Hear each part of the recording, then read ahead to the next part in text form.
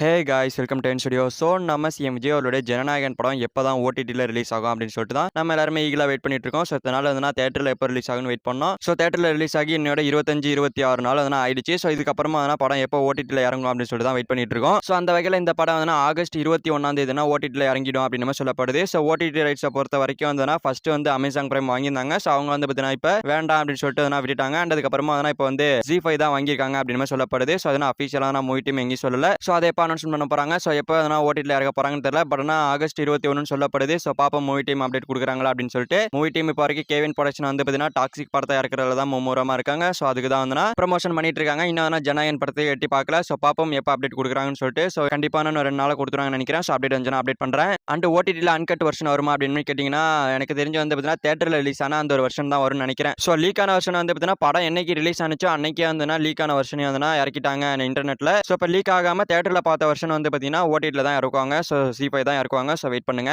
சூப்பரான ஒரு சம்பவத்தை ஓடிடியில் ஒரு படம் பண்ணோம். கண்டிப்பாக தளபதி ஃபேன்ஸ் ஓடிடிலையும் பார்த்து ஒரு மிகப்பெரிய சம்பவத்தை ஒரு படத்துக்கு ரெக்கார்டு வைப்பாங்க. அதில் மாற்று கருத்தே கிடையாது.